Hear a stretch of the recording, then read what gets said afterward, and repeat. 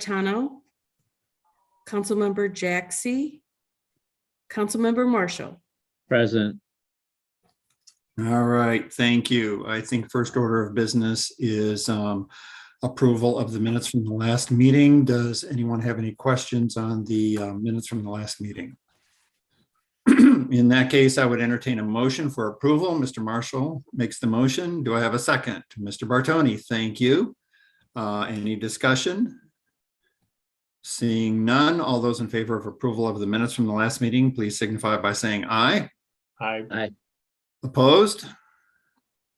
Abstentions? Abstain. Okay. Minutes approved. Let's go ahead and move on to public comment. Do we have anyone online for public comment? Chair Ottenberg, there is no one online for public comment. Thank you. All right, then we will move on then to, I believe we will do our economic activity update. So for that, I will turn things over to Mr. Lee. Thank you, Chair Ottenberg. I appreciate that. We got a couple updates today, and I know this was mentioned at the last meeting, but it wasn't formally written out in a report. So did want to just reiterate that on July 2nd, 2023, Victoria, the restaurant had closed officially.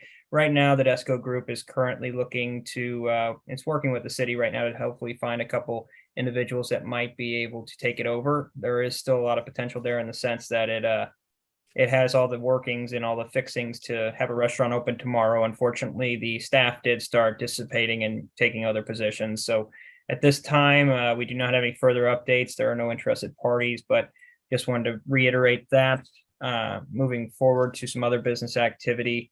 We do have Lucky Dog Central. The department met with them, the owners, Adam and Diana, and they actually just got a couple of their inspections passed, and they are looking to open within the next 2 months, and at the latest, December of 2023, if things don't go as planned with the remaining inspections. They were supposed to open in May of 2023, but that being said, they realized that after they started taking apart the building, that there were a lot more projects that they needed to do before they could get it fully operational as a cafe.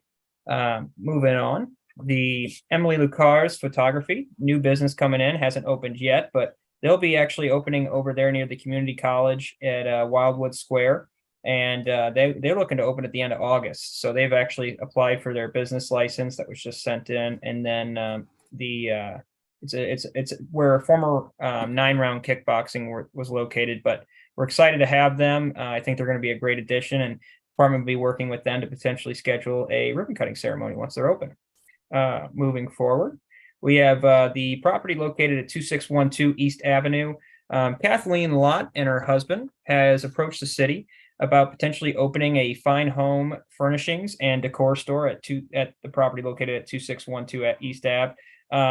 Right now, the department and the Department of Planning are currently working with Miss Lott. There is a monument sign that is located right outside there in the right of way that they are looking to potentially talk about doing a wayfinding sign to help detail that there is retail back there. So more info to come on that, but at this time, they have not signed on to the lease. We are currently just in talks, but I think it would fit in well with the other decor stores that are over there, Three French Hens, the Porch, etc. So excited to see that. They also do interior design, but they have a separate person that goes out and does that. So a lot of fun over there. I think that could become, Wildwood's kind of interior design / decorations sector, if you will. The other item, though, a couple other items here. The home-based business exposition. I did want to state that it didn't receive as much attention from our home-based businesses as we expected. I had at least 10 businesses from the home-based business side that had expressed interest before we had passed it back at the meeting. I believe it was in March, and we handed this over after I made a few couple invitations out to the home-based businesses. We sent it over to Natalie, our farmers market manager. Unfortunately, she noted that there was only 2 to 3 businesses. One's kind of a half and half that ended up signing up. And we look to potentially look at the couple factors that might come into play here is the heat. It was on July 15th last Saturday. They think heat might have been a determining factor. But also, there was repeated outreach, and it just seemed like there might not have been the interest that once the push came to shove. So did want to report on that. And I think, hopefully if we can maybe do it in a cooler time, maybe we could have a success. Doesn't cost any extra, doesn't have any monetary impact on the budget. So other than just the time it takes to invite those home-based businesses, I do think that is a good opportunity to potentially look into again. And moving forward here, we have the property located at 16590 Manchester Road, the old Jack in the Box property. Gorgian Acquisitions has removed L3 Corporation as the broker for the property. In that sense, the department had reached out to L3 Corp to figure out what was going on with the prospective buyer, the orthodontist that was looking to buy the building. It does seem like at this point, with them being released and removed from the brokerage, being a broker there, that deal must not be going through. The department has reached out to Gorgian Acquisitions to get an update on who would be being the new broker of that property and where they're at with that deal potentially coming through. And the department hasn't heard back, but we'll be sure to report back to the Economic Development Committee. It does seem that building, it hasn't been filled for a good amount of time, and definitely want to maybe discuss here and let the committee discuss potential ways we can drive more attention over there. We've done a lot to get the word out, but unfortunately, it just doesn't seem like we're hitting the nail there. And then two other items here. We do have an update on one piece, but the property located at 2675 West Glen Farms Drive, the old Simmons Bank building, the owner of Spirit Bank, his name, Nabil Kababi, it has signed his side of the purchase agreement for the property. That being said, Simmons Bank has not returned the countersigned agreement. So at this point, we are kind of in a state of limbo. But that being said, once Simmons Bank returns the signed copy, they'll be moving in. Edwards Jones does have a lease within the building until 2026, and they will be looking to open a brick and mortar bank specializing in small business loans. I think this is going to be a really great asset to add to our business community. And once they are open, the department's going to do everything in its power to promote their opening and promote them joining the community, especially as a bank that specializes in small business loans. I think that adds such a great piece to what we already have here. The last update I wanted to bring up today was that I had previously reported, and what the report states here is that the Tresses by Jess ribbon cutting ceremony was previously scheduled for August 4th, 2023. The department got a call this week from Jessica Hawthorne, the owner of Tresses by Jess, and she had informed the department that as she started planning, it just seemed like it would be a tough turnaround to get everything open and ready, not open, but everything ready to go by August 4th. So she has kindly requested by the city to move that meeting date into that event date until October, the first week. So more information to come, and I'll be sending out an update on what that date will be come Friday during my weekly report. So just wanted to give you an update there, but the department's here for any questions. And thank you, Mr. Chair. Thank you. Are there any questions from the rest of the committee members for Mr. Lee on the update he's just given us? Okay.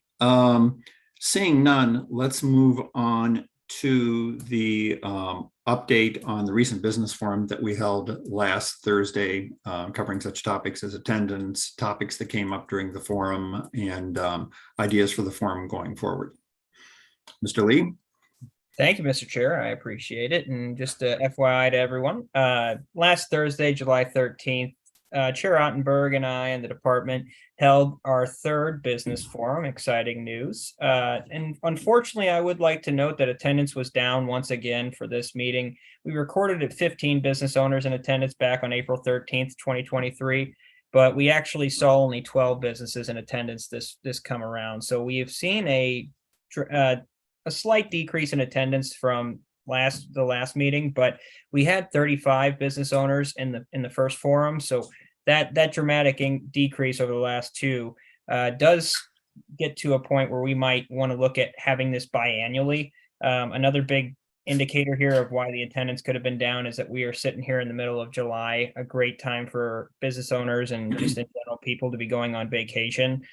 So in that case, it might be a good move to make this a biannual meeting, potentially having it in January where we saw a ton of response and we saw a ton of attendance, and then potentially having the other meeting sometime when it gets a little bit cooler, maybe when school gets back in session, maybe a September, January combo.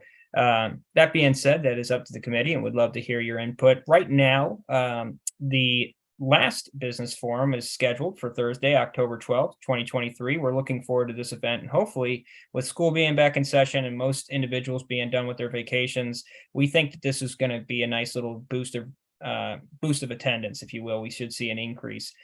We can report back. The department will report back on the findings from that business forum as well. But what we found during this forum was Chair Ottenberg and the department gave a brief presentation covering temporary sign regulations and some upcoming business events, along with the city's efforts to increase business participation in the governing process.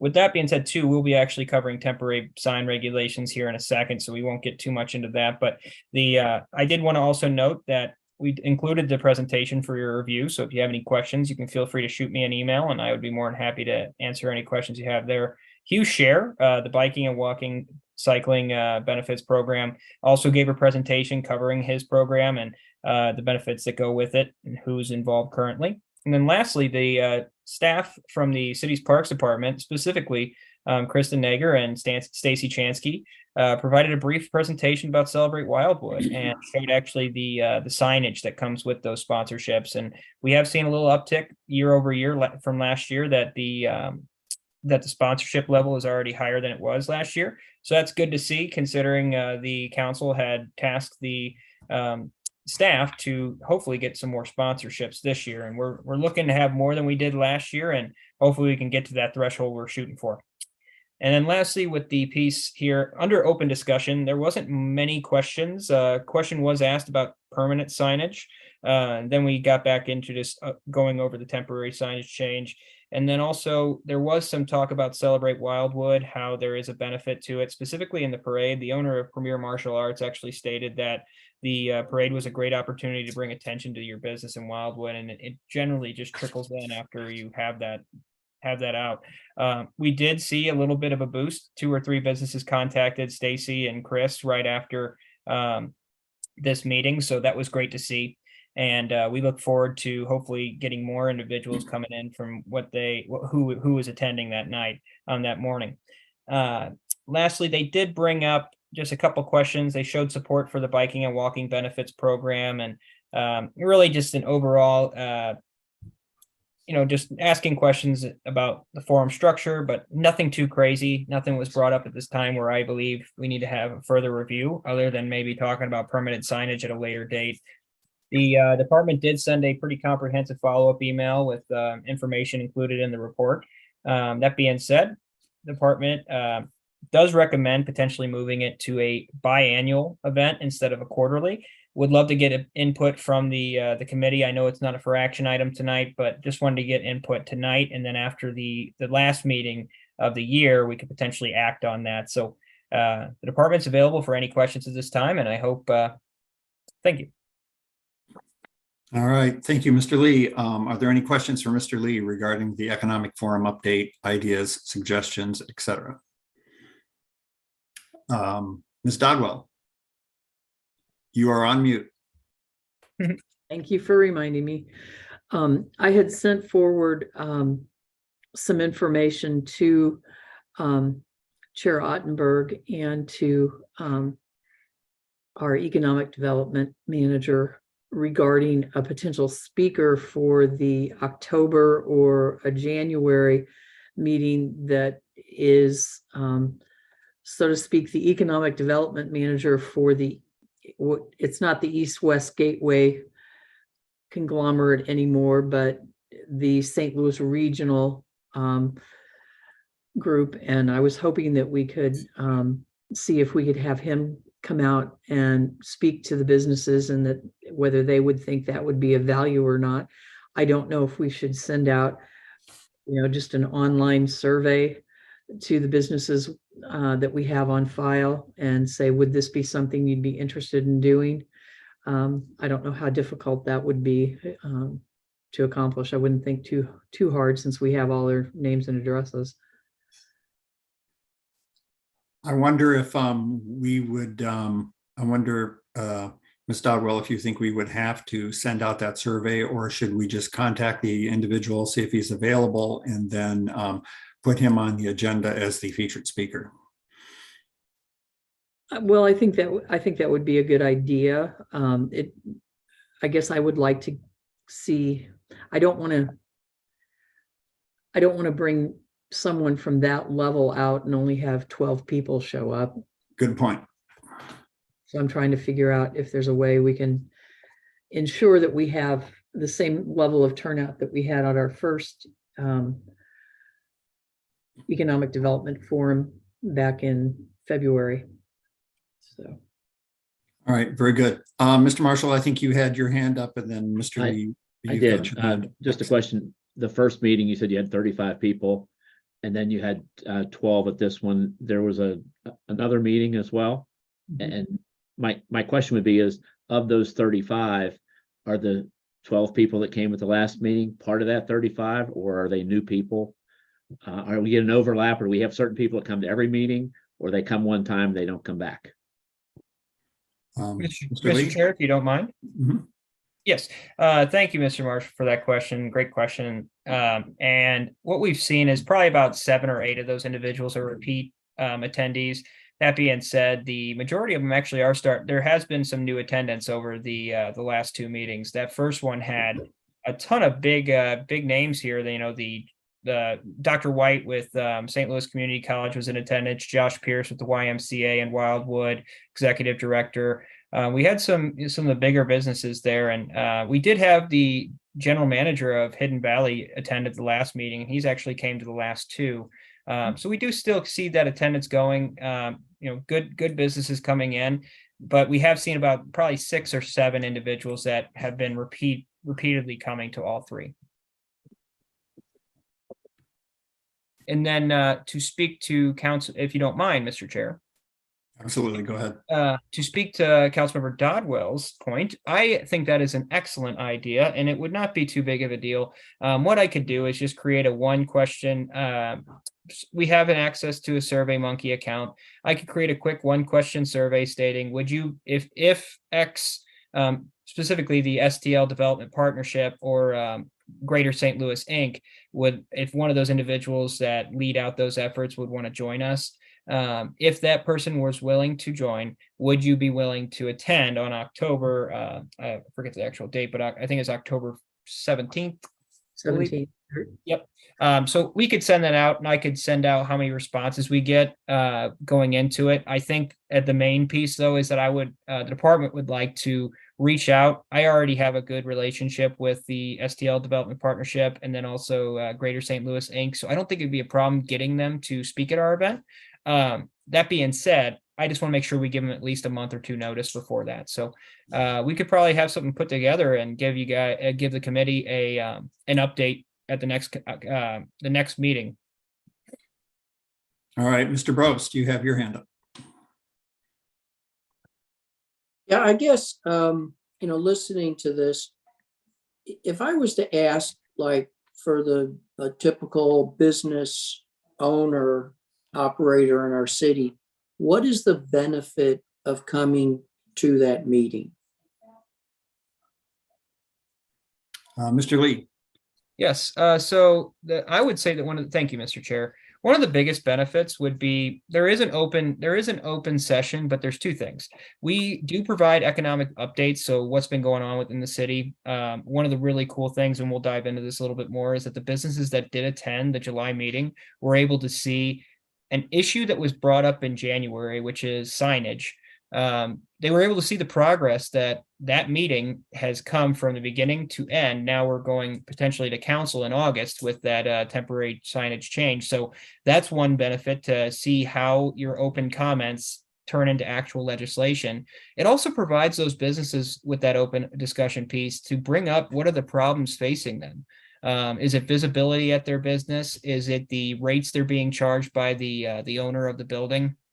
Is it staffing that is a big concern? All of those things the city would like to know about, and it helps us learn about the business community in general and how healthy it is.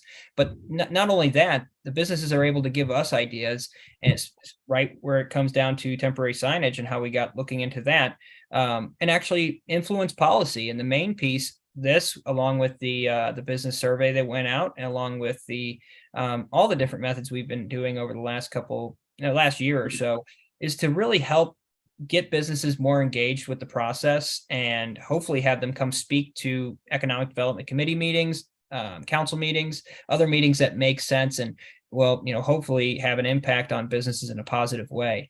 So I do think there's a great benefit to it, and maybe having it biannually would be my recommendation. But I think that with those 35 individuals that came to the first meeting, it was a great thing to see. And if we took that away, I think that's doing a disservice to our businesses, that, the individuals that might want to come and share their opinion.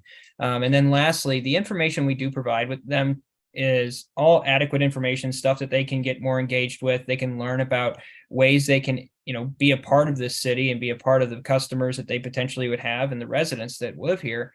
And they also learn about ways to sponsor, the Celebrate Wildwood. That's a huge thing. And then also with the biking and walking's benefits, that's another big program we're trying to promote. So it just helps. I think it's a reciprocal type of thing where we're getting good information from them, but they're also potentially helping with the governing process. But more than happy to elaborate if you'd like, Mr. Prost.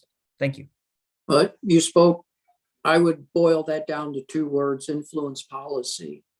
And we probably could have said that. Like I think we've said, how many business owners have attended this meeting? And it's usually little to none. So I just don't know if, when I was operating a business and working crazy, I certainly didn't want any more meetings. But I think the key thing that's very relevant is that influence policy. And I think it's not anything different than if, residents that speak at the podium, is that, it's the best thing to do. It could certainly be the silent minority, but they're heard and acted on. So, that could be an issue. I just don't see that we have the big,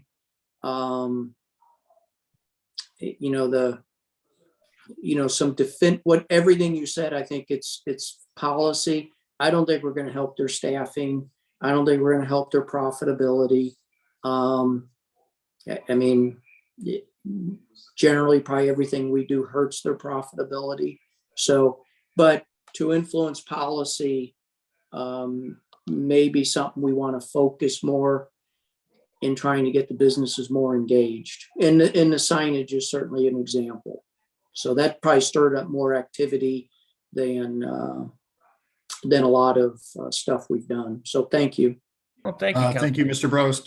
One of the things I guess I might just throw out here as a question for the group.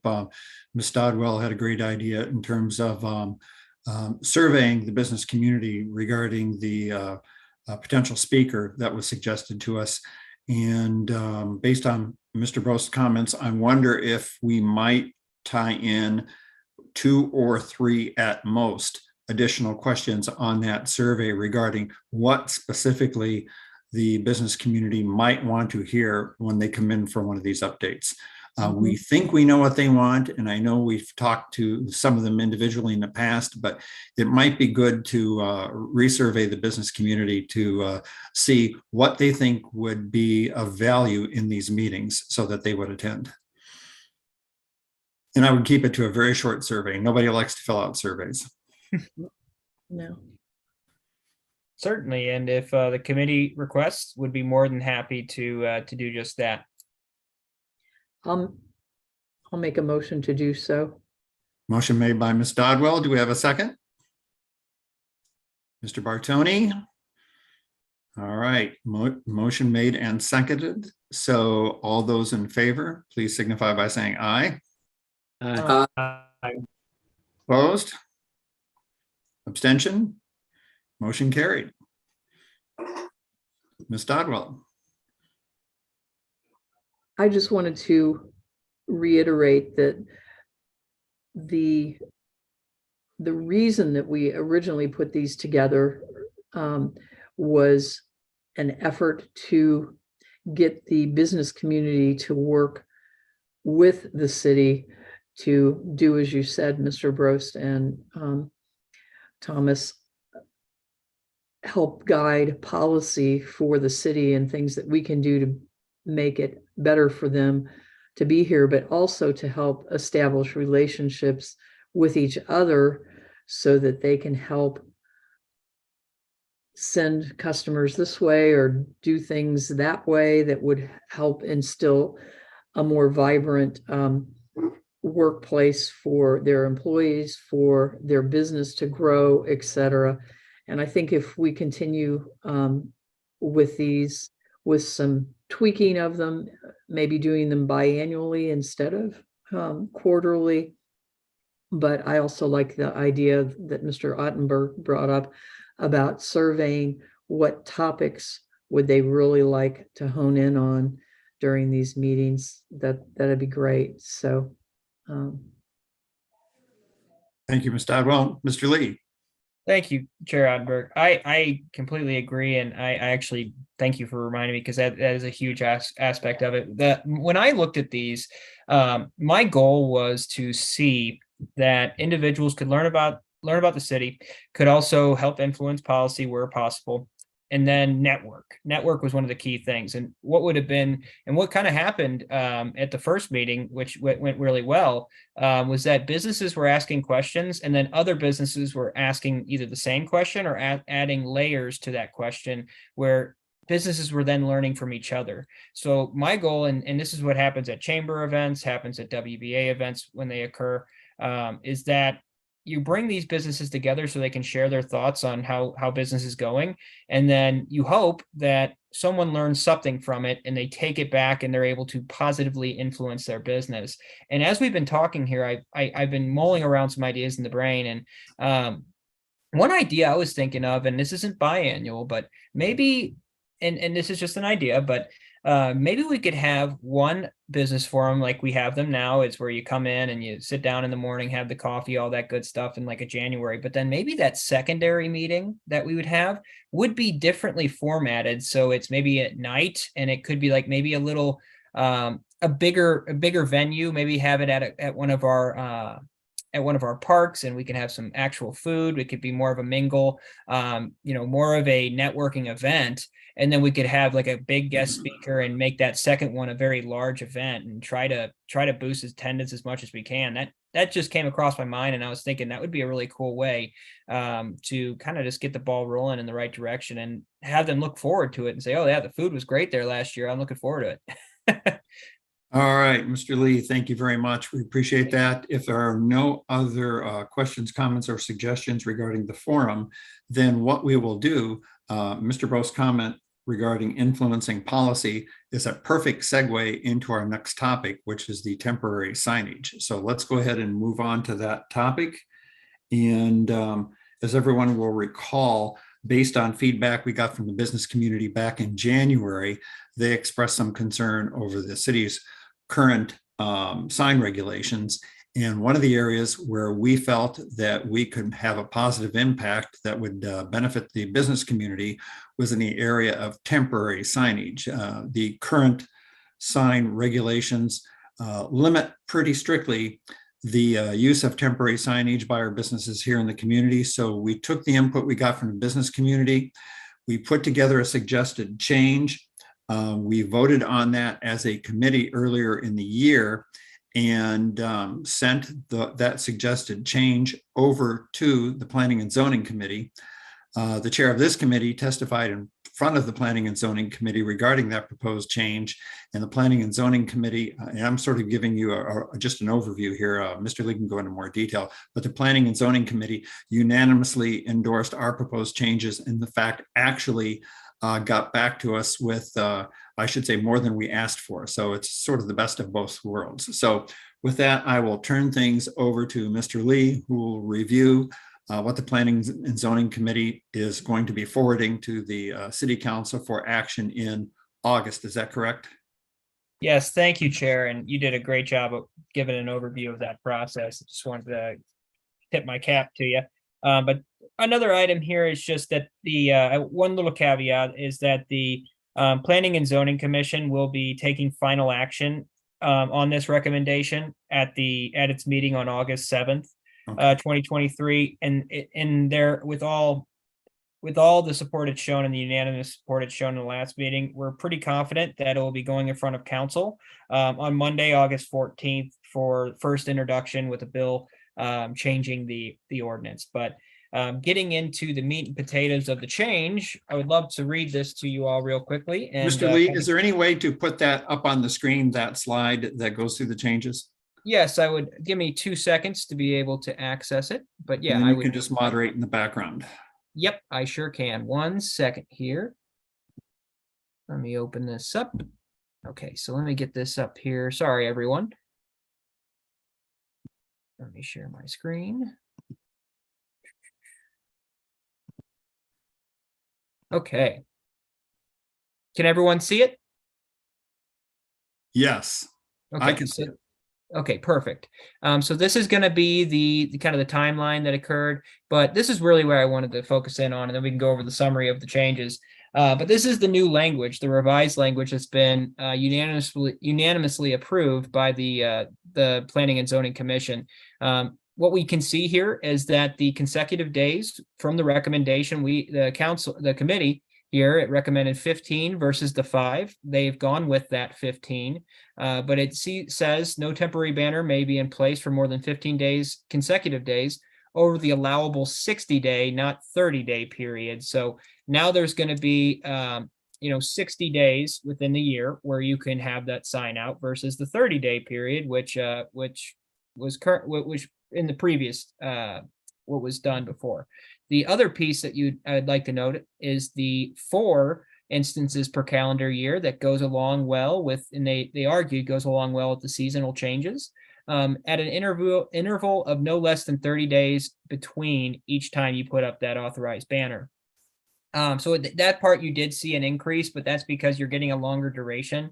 And it seems like the Planning and Zoning Commission did want to make sure that these weren't just coming up back and forth.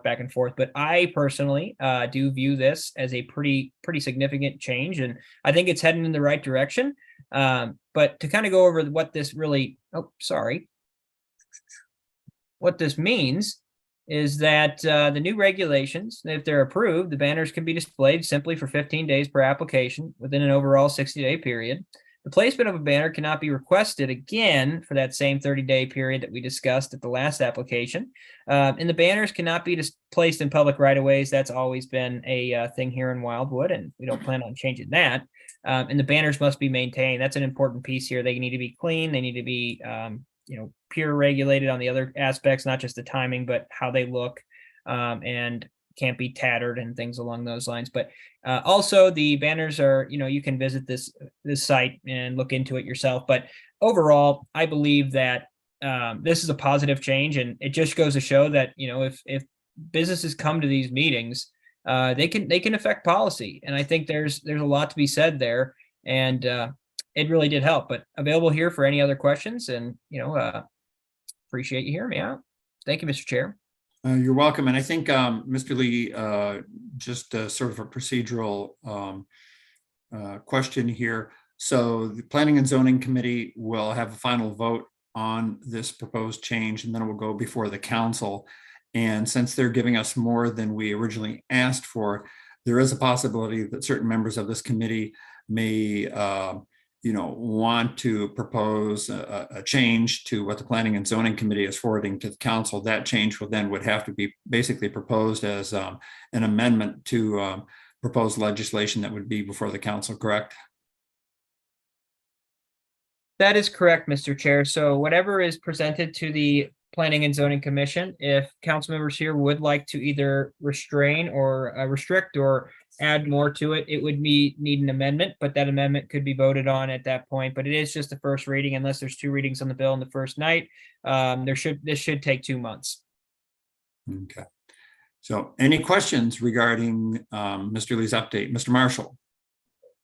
This really kind of dates just how old, when the grocery store, when we first had our Deerbergs built, they came in about the signs because they wanted a Thanksgiving, a Christmas, and a New Year's banner. And we didn't have even a sign code at that point. So I'm sure it probably came up in your discussions, but when the grocery stores are trying to run those kind of activity, that was a big issue years ago. It's been changed, so they didn't have an opportunity to come back and make a bigger issue out of it. Then the other question would just be somewhere in that. I know you can go and look the ordinance up, but I think we ought to be specific about what is the size of the banner they're allowed to put up, so that they don't have to, banner, I could have a tractor trailer size, or I could have a 4 by 8 foot size. The actual size doesn't appear to be in the new revision. So that's my comments.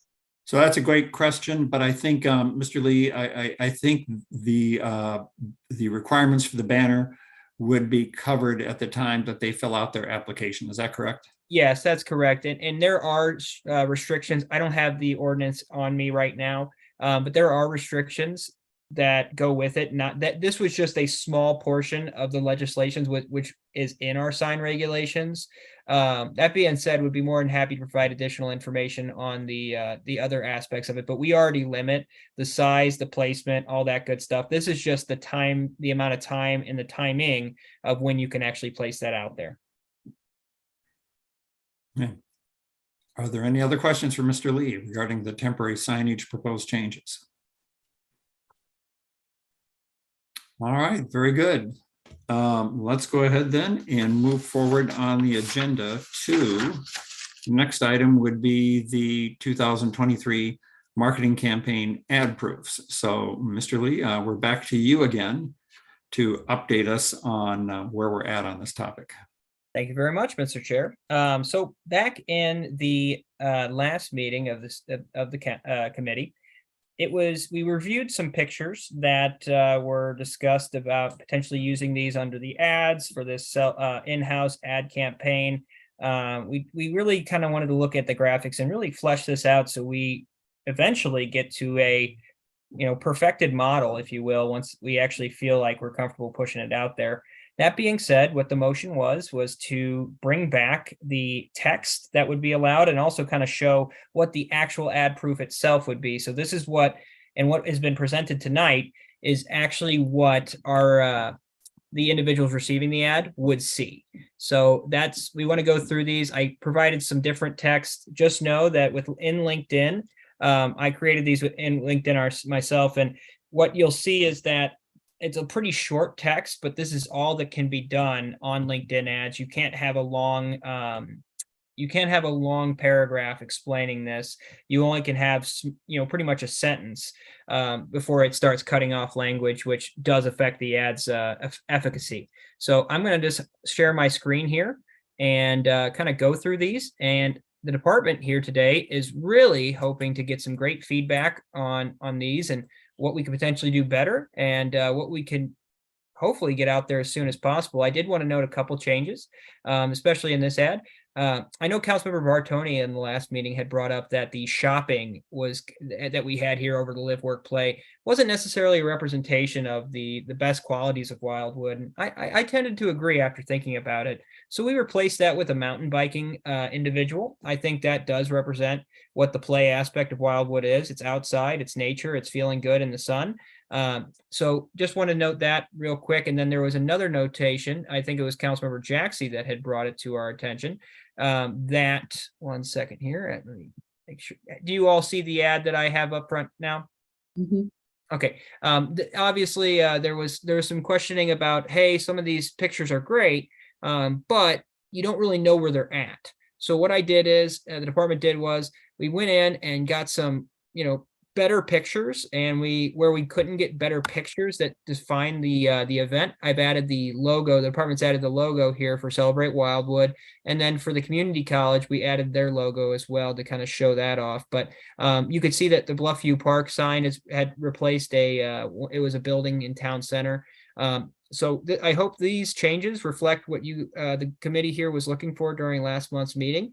But we can now go through the kind of the language used and just know. Mr. Lee, let me interrupt you just for a moment. Right now, I'm seeing the live, work, play posters. Was there something else that you thought we should be looking at instead right now? No, Chair Ottenberg, I'm just going through right now just the actual ad proofs themselves. Okay, perfect. Thank you. Yep. So here we have ad proof 1. I really like this first sentence, and I would love for your all's input on this. But to discover the perfect blend of business and bliss in Wildwood, I used that for all 4 proofs. That being said, it can be changed. You just want to keep both of these sentences here relatively short. But I did want to get feedback on this. But then, looking to elevate your business and quality of life, look no further than Wildwood, Missouri. Along with the graphics and the check the commercial listings, if someone were to click the learn more button here, they would be redirected to our website, which would we would create our own page. It would tell a story about economic development and also just the business in Wildwood. And then it would lead the individual to put their name, number, contact information in general, so the department could reach back out to them. And also it would have pieces where they could check out different areas that pretty much the commercial listings. We'd have that site selection area on there as well. So that's where it would be. If you clicked on it, that's where you'd end up. But this is just an idea of kind of, talking with the individuals, but just know that these ads that you're seeing in front of you right now, this one specifically and all the others, they would be sent just to individuals that own small businesses or are serving as C-suite level executives at businesses that are at mid-range that could be looking to expand. So the targeting would be there as well. Just wanted to note that this is, this is kind of what the look is, and this is what it would look like as an individual would be viewing it on their computer. So, Mr. Lee, as much as I am a cycling fanatic and appreciate that poster on the right, I wonder if maybe we shouldn't also have just a couple of people just walking through nature, because probably there are more walkers and hikers in our community than there are cyclists. Yes, Councilmember Ottenberg, I really appreciate that input. And what we could do, and this is a really cool part about digital advertising, which I have a personal specialty in, is that you can A/B test all day long. And what we could do is we could have this labeled as ad 1, and then add in those different individuals walking in nature as ad 2.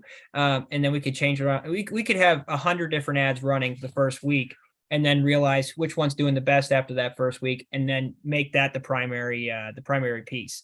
I would also like to, kind of maybe have some shopping included in that play area, but I do think the work and live aspect of it captures what we're looking for. I think the play is where we could really change out some graphics to get some attention. But great, thank you so much for that suggestion, and more than happy to do so. Perfect, thank you.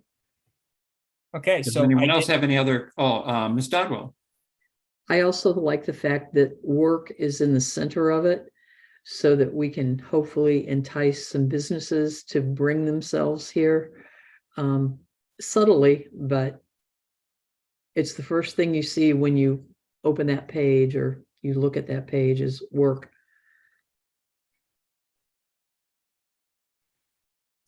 All right. Thank you. Oh, sorry, Chair. No, that's all right. That's all right. Thank you. I did want to, Chair, if you don't mind, I would like to go through the wording for the other three ad proofs. We did use the other pictures as well. Would you mind? Please do. Okay, so we've looked at proof 1. Here is proof 2. We have the same sentence up top, so we're just looking at this bottom sentence here. Discover the perfect blend of business and bliss in Wildwood, but then we have the learn how you can become a business owner in Wildwood today, learning more, and kind of start your adventure. This is kind of the theme of it. Start your adventure here. Look at all the good success that happens here in the city of Wildwood, how beautiful it is. And then obviously, then they're checking out commercial listings and reading an entire story of how Wildwood's business community developed and how we became a city in general. I think there's a lot of cool pieces there. And then the second portion of that web page where it would land on would have have the site selection of where you could potentially go. And I would also explain that, we do have a large retail development with multifamily housing coming in. So a lot of other cool updates on that same end. So a lot of cool things here, but let me know if any of the wording here looks off or you'd want to change it. I'm more than happy to listen and I want to hear those suggestions, but moving to proof 3. We need to see proof 2 because we never saw it. Oh, do you see proof 2 now? No. Oh, It's still the same.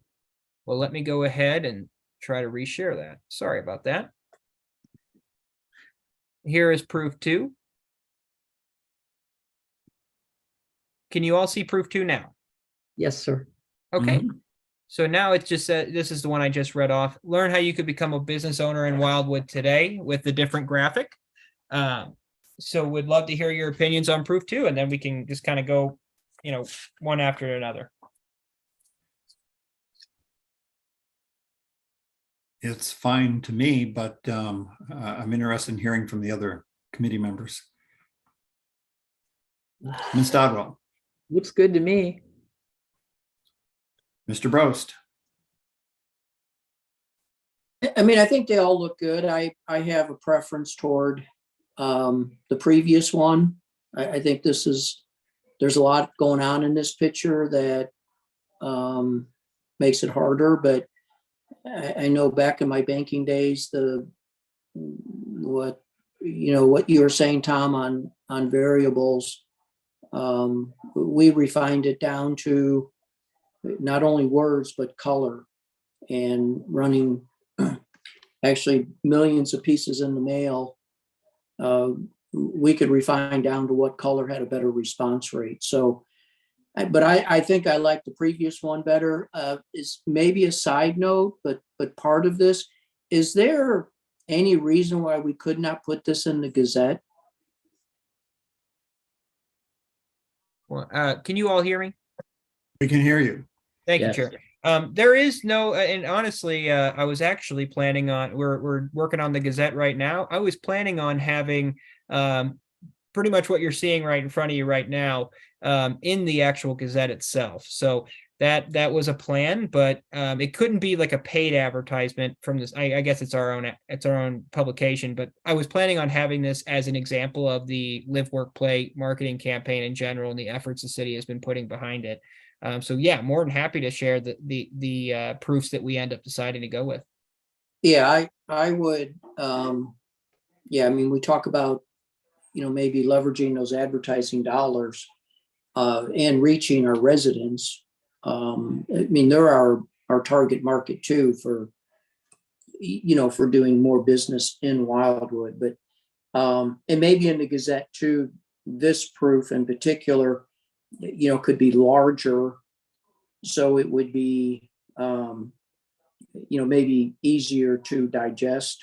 I think the other ones capture what we're trying to say very quickly. This one, you got to study it more. So but again, results speak for themselves. I just have a preference toward the other one. Thank you. Thank you, Councilmember Roast. Anyone else? so, Mr. Marshall, so you're going to target this through LinkedIn. You're targeting it to business prospects that may be wanting to start a business in Wildwood.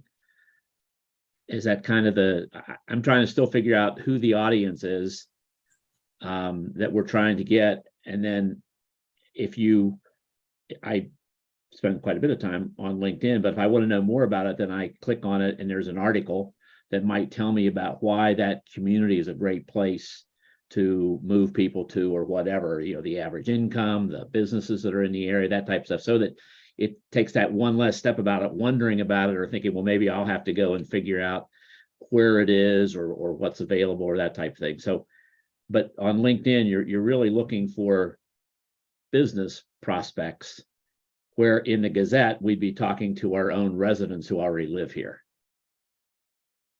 That is correct, Councilmember Marshall. And in this case, what would occur, this would be for the Gazette, would just be kind of showing what we're doing on our front as a city to help attract businesses to Wildwood, showing the effort.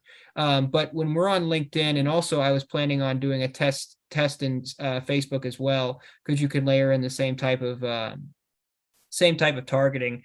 And first of all, both would be targeting just individuals that have small businesses, potentially looking to expand, own these small businesses, or C-suite level executives. So that it would be the right market around the St. Louis area. That being said, I also believe that a Facebook piece would be potentially beneficial as well, because individuals utilize Facebook just as much, maybe even more. And then secondly, it would be more so like about 10% of what the campaign's actually running. And we could see how we could test it against each other. And that just goes into the funness of running a digital ad campaign. You can run so many different types of proofs in that first couple of weeks. And then from there, learn from them and then redistribute based off what's doing well, which mediums are doing well, but also which texts, which fonts, which colors, which pictures, which messaging is doing well as well. So just exciting all around. But when it comes to what we put in the Gazette, it would literally be these screenshots, but you would end up seeing this just so the residents and businesses that might be getting it would know, oh, wow, Wildwood is doing something here to try to attract more business. That's great. Thank you, Mr. Lee. Mr. Bartoni, you have your hand up.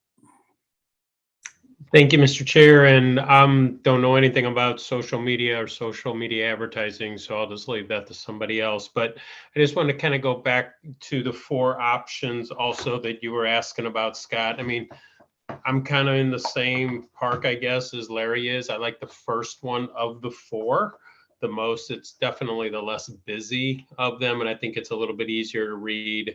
And the other thing I'd like about it, the wording at the end of number 3, I'd like also, but I think the one in number 1 just kind of touches more about a kind of like a whole life experience and lifestyle that you can have here. So that's my opinion on the 4 options you put together, but they all look really good. I mean, it was really good work. And Mr. Bartoni, I would agree with you on that. Thank you. Thank you so much, Councilmember Bartoni. And just a heads up to everyone, I am now sharing that proof 3 that has that language that he was discussing. So this one states, unleash your business potential in Wildwood, explore our commercial listings today. You can kind of see that the ones with this image are more focused on checking out those commercial listings, whereas the other ad is really kind of more emphasizing the lifestyle, kind of tickling 2 different aspects of the business owner's mind. So that was the main reasoning behind it. I personally like the other one as well that everyone is talking up. I think that one has the most simplicity to it, and I think it gets the message by as good as possible. But I did want to, what this one does, and it is busy, but I wanted to really show off our assets. If you see here, there's some really cool stuff that Wildwood does. It was so hard to choose from all the pictures, I'll tell you that, because there's just so much that we do. And another big thing as well is that as we kind of, go into the Village Green, all this different kind of construction, I plan on taking as many pictures as possible. So in future reference, we'll have even more pictures at our disposal. So when we do try to run things like this or just have pictures ready for the Gazette, we have the most options available as possible. And hopefully we can make it a little bit more simple. But here's the third one. If anybody has any questions on this wording at the bottom, please let me know. I'm going to move to proof 4 now. So 1 second. Let me go to proof 4. It's that same picture as we all have been kind of discussing and liking here, but it does have a little bit of a different vibe to the words, as in explore Wildwood's hot commercial listings before they're snapped up. Kind of like saying, hey, urgency's there. But I do think in that sense, the first sentence here does bring in that discover what you can do here in Wildwood, but also realize that these commercial listings, there's brokers trying to sell them, so you better move quick. That's the last one here. All right, thank you. Any other questions for Mr. Lee regarding the ad proofs? I guess question I have, Mr. Lee, is there an action that you're looking for this committee to take tonight regarding the topic that we just discussed? Yes, thank you, Chair Ottenberg. The action I am requesting tonight, and the department's requesting tonight, is to approve of the general concept of these proofs, and then for myself and the department to put together that landing page for the where the ads would actually go, and then distribute that and present that to the committee for review during the next Economic Development Committee meeting. That's the action. Thank you. Oh, okay, so I know that I think several members of the committee, probably a majority, expressed a preference for that very first ad that you had listed there. So is that where you would put your initial primary focus, is that particular ad? Yes, that is correct, Chair Ottenberg. Okay, so that being the case, then I guess I would entertain a motion for Mr. Lee to proceed with these ad proofs, putting his emphasis on the first ad, which the committee seemed to like the best. So would somebody like to make that motion? Ms. Dodwell. Mr. Bartoni seconds. Great, thank you. Any discussion? Oh, Ms. Dodwell. Yes, while I'm hearing individuals indicate that they have a preference for one type of ad versus another, when you're doing online ads, you have to change it up on a fairly routine basis. And so I'm glad to see that we have several different options here. And if we can interlace some different photos in each of those, I think we'll get what you all are looking for, because we're just tapping on the shoulders of people every time we do this and saying, hey, come over here, come take a look at us. So some people like some things better than another, and I think we need to have some variety, or we're going to end up having people, just like I do when I'm on my phone or my computer and an ad pops up. If it looks the same every time, I'm like, I've already read that. I don't need to see that again. Great. Thank you, Ms. Dodwell, for that comment. So I guess it's Mr. Marshall. So how will we know if it works? Is there a way to track when they go to the second page, they hit the first one, they go to the second one, and they go to St. Orange Realty? Will we know how many people come through that site that go to them, or whoever your Yes. links are? Oh, sorry to interrupt there, Councilmember Marshall, but the answer to your question is yes. So there's a couple steps here. So the first piece, both in running this in-house, even not a problem for me doing that. We would be able to run these ads, and what we would see is a click-through rate. So the ad is served, and the number of impressions that are clicked, that percentage would be reported through both social media sites, Facebook and LinkedIn. So it would state that, of the ads served, about 1% clicked it, which is typically, that would be an amazing click-through rate for this campaign. The actual impressions are pretty cheap when you actually get down to it. So getting a 1% click-through rate is excellent. The second component would be on that landing page. The landing page would have an area where the individual could submit their contact information along with their current business, and that would be able to be recorded on the back end of our website as well. So I would be able to, the department would be able to report back to the committee and state, of the ads served, we had of the whatever number of impressions served, we had 1,500 businesses click on it, and then we had 50 businesses actually report their contact information. And of that 50 individuals that reported their contact information, 49 of them have responded to the first reach out from the city. So it would be that's the really cool thing about digital, is that you can record as much as you'd like, as long as you set it up at the beginning.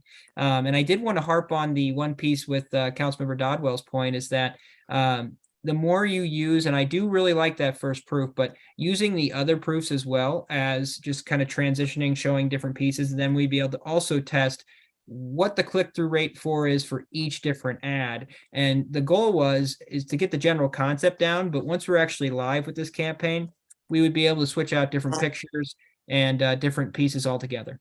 Thank you. Thank you. Any other discussion before we take our final vote?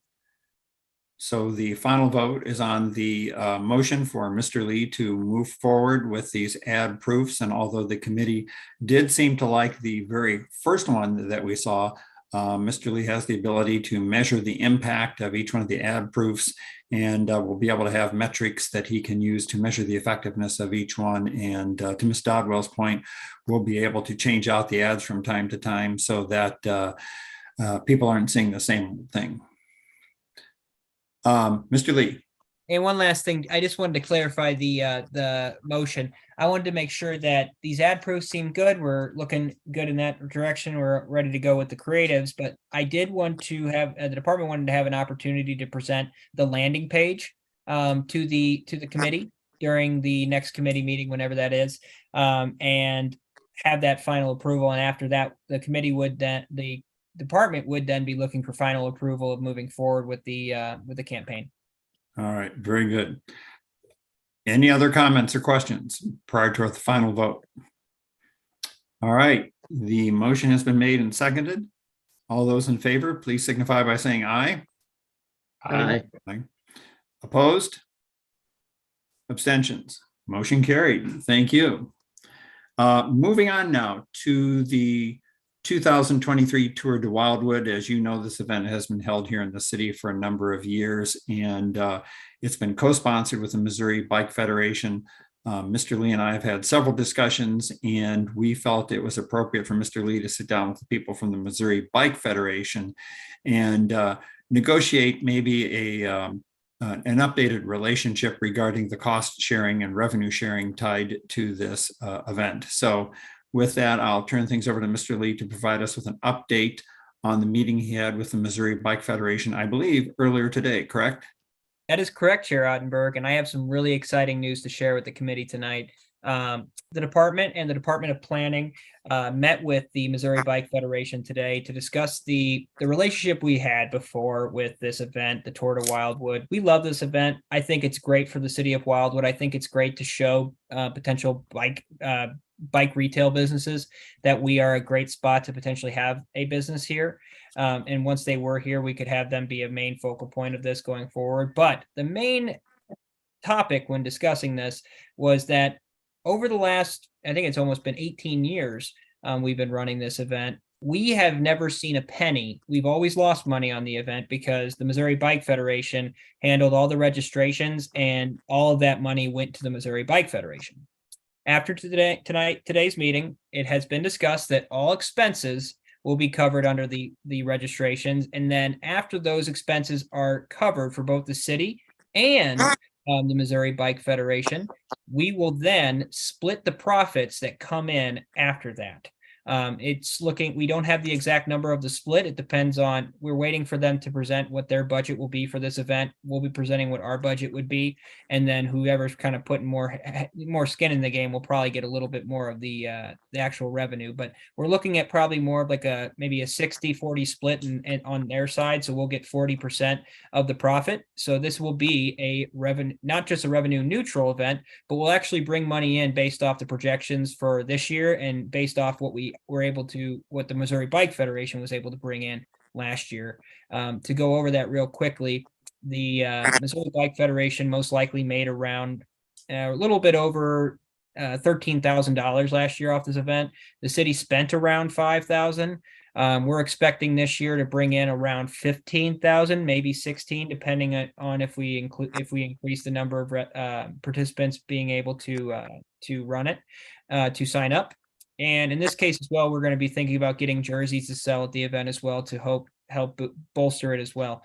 The last piece there too is that we're expecting to only have to pay around for expenses overall around $6,000 to $7,000. So there should be around around $8,000 to split between the two organizations, which that's just a rough estimate. We'll have a better understanding of it after we know the full budget of what we're putting together. But it does seem like there's going to be money put into the pockets versus money going out for this event for now and into the future as well. And that was made clear during today's meeting. And the Missouri Bike Federation was acceptable to those terms. And we look forward to potentially working with them even more. And the other items here I wanted to state was that this is just an excellent opportunity to reach out to local St. Louis County bike shops and have them sponsor or come to the events for in-kind donations. They could then see how many riders do come out and see just pretty much the community that we serve.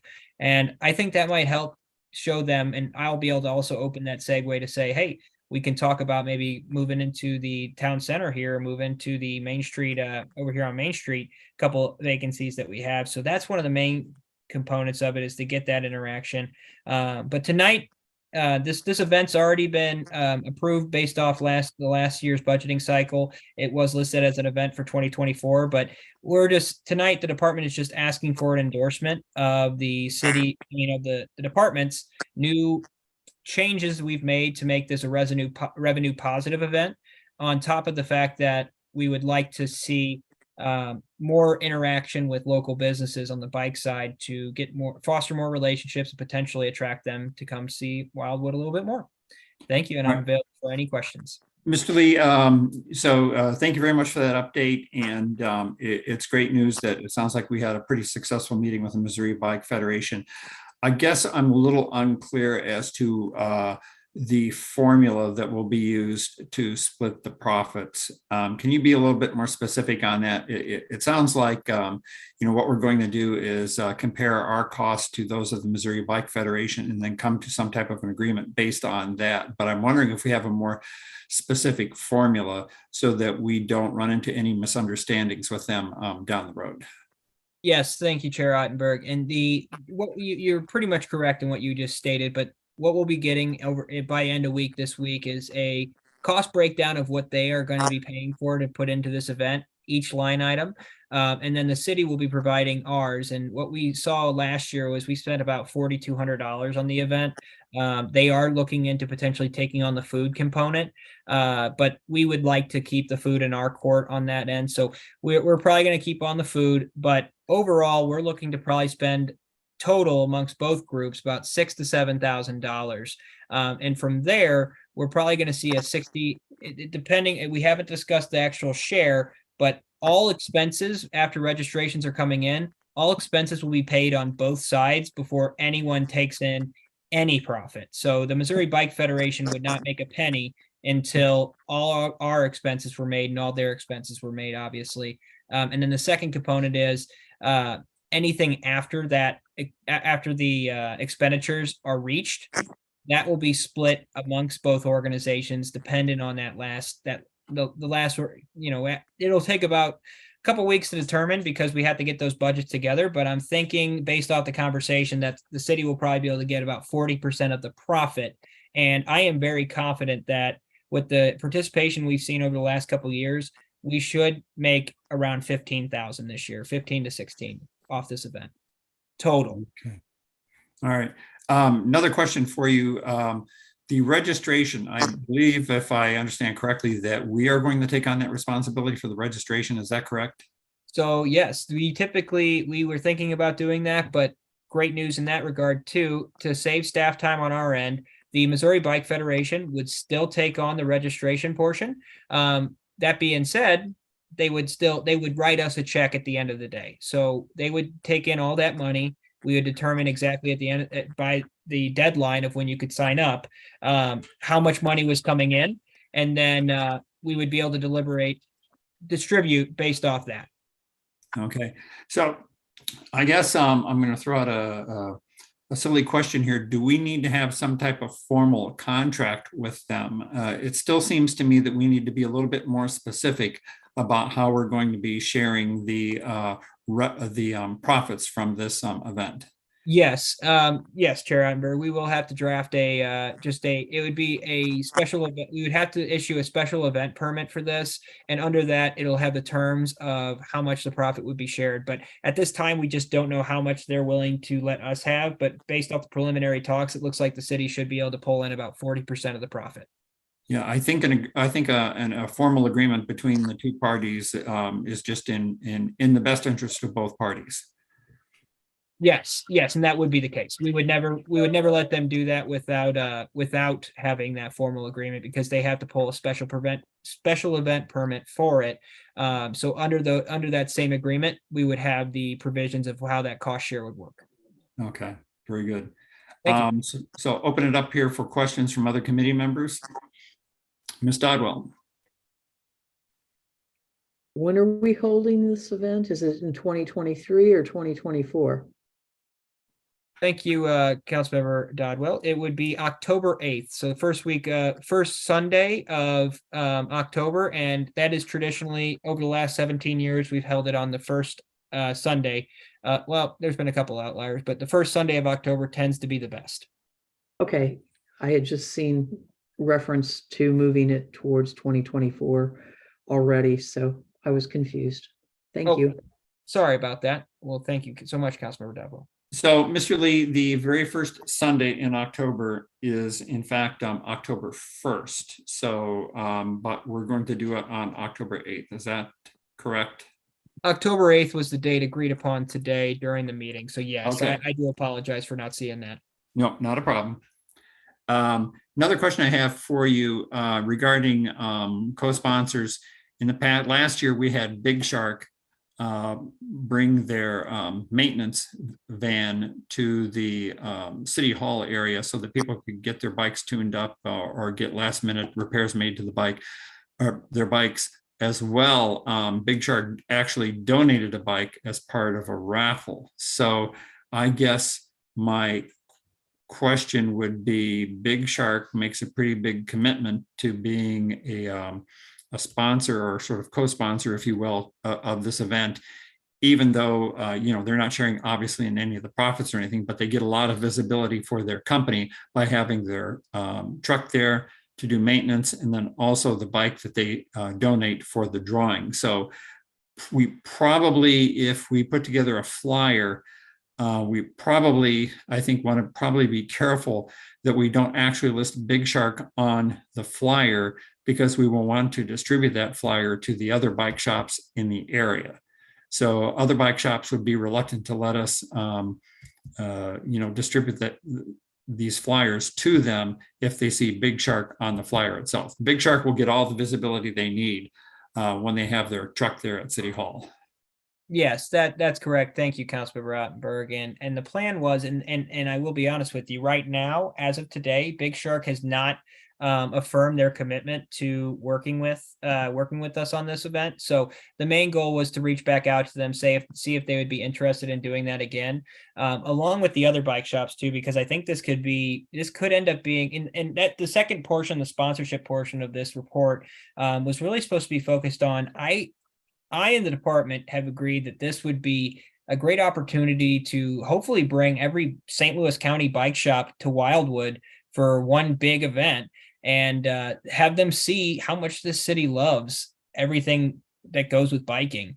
And then hopefully that would spur some excitement and some enthusiasm, potentially growing their business and having a shop down here. So yeah, that would be not a problem. All the flyers would be just promoting. It would just have the Missouri Bike Fed and the city's logo on it, but it would be asking for in-kind donations or just donations in general. But we would probably want them to do in-kind donations if possible, and so they could be able to advertise for themselves, so we wouldn't have to do any special advertising.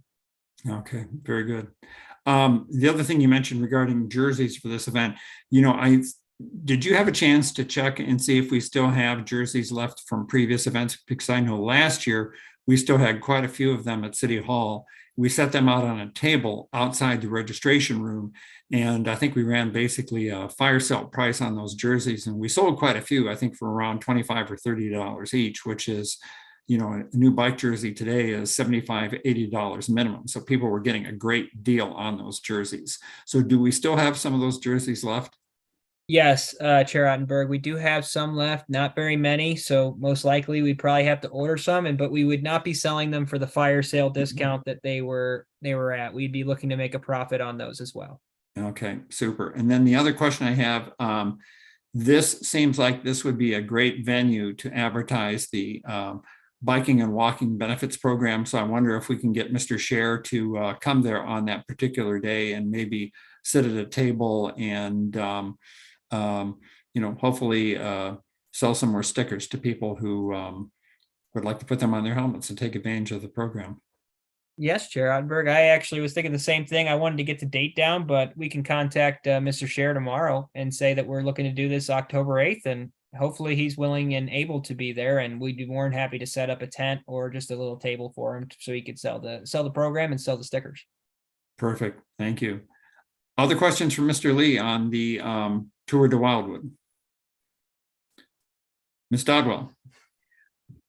Would we want to reach out I'm not sure where this event ends. Does it end back in Town Center? It ends Um, at City Hall. Thank you. Would we, okay.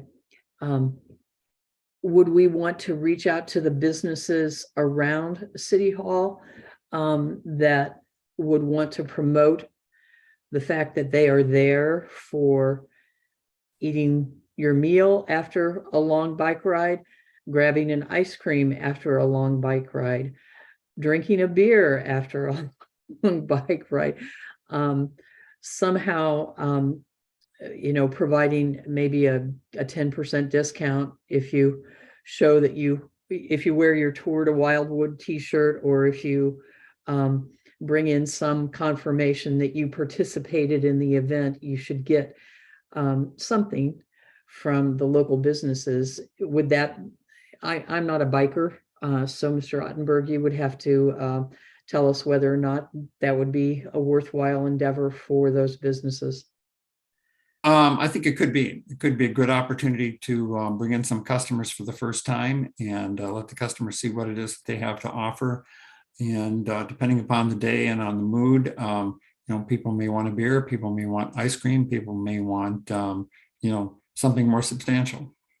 Yeah, and we will be serving food, so the restaurants might not see that same benefit, but I do like the idea of everyone likes ice cream after food. So we can definitely reach out to all the businesses in Wildwood, and we can maybe set up a couple additional tables for them to just be able to pass out maybe coupons or something just to get some visibility for them. We'd be more than happy to do that. Thank you. So, Mr. Lee, what specific action do you want this committee to take regarding the Tour de Wildwood? Yes, so tonight, Mr. Chair, all the department's asking for is a general endorsement, since this event's already been approved by the council during the last year. So a general endorsement of the changes that have been made based off the revenue share, and then also an endorsement of reaching out to these bike shops for potential sponsorships, and then also reaching out with the general business community along with the biking and walking benefits program to have their participation as well. All right, very good. So then I would entertain a motion to that effect. Would somebody like to make that motion? Mr. Bartoni, second by Mr. Brost. Any discussion? In that case, all in favor of the motion, please signify by saying aye. Aye. Opposed? Abstentions? Motion carried. Thank you. This brings us up to not ready for action update to the economic development guide. Anything you wanted to add there? Nothing too crazy on that one. Just the department's planning on closing the 2023 business survey at the end of October. Right after that, it's going to be that last chance at the business forum to say, hey, you got pretty much 15 days at that point. So October 31st, Halloween, we'll be closing the business survey. We currently have around 50 responses. So we're hoping to boost that up, considering we have about 300 businesses here in Wildwood, including home base. So that's the only piece. Once we get that, we'll have a good amount of feedback and we can start really diving in. A lot of the other components are finished, but that's the main piece. All right, thank you. That brings us to miscellaneous. And is there anything else under miscellaneous that you have for the group, for the committee, Mr. Lee? Nothing on my part. I know we had discussed a few items you might have wanted to discuss, but other than that, nothing on mine. Anything from any of the other committee members? Okay, so then that brings us up to item number 7. Next meeting date has been scheduled for August the 22nd. In discussions I've had with Mr. Lee, we didn't feel that there would be anything that would require us to actually meet on that day. So unless there would be any objection from the committee, we would, excuse me, sorry about that. We will cancel that meeting and then meet again in September. Doesn't look like there's any objection, so the chair makes an executive decision and we cancel the August meeting and we meet again in September. That brings us to adjournment. Would anyone like to make a motion for adjournment? Mr. Marshall, he was the first one. Mr. Bartoni seconds the motion. Any discussion? It is non-debatable actually, so All those in favor of adjournment, please signify by saying aye. I. Opposed? Abstentions? Motion carried. Meeting is adjourned. Thank you, everyone, for your input tonight. Good discussion. Mr. Lee, thank you as always. You are still wearing two hats, and we appreciate that a lot. And we Not a will see problem. everyone again in September. If something urgent comes up between now and then, we will be reaching out to all the committee members. Thank you and have a great evening. Thank you. Thank you, Thanks. Scott. Thank you all. Thank you, Chair. Appreciate it. Have a great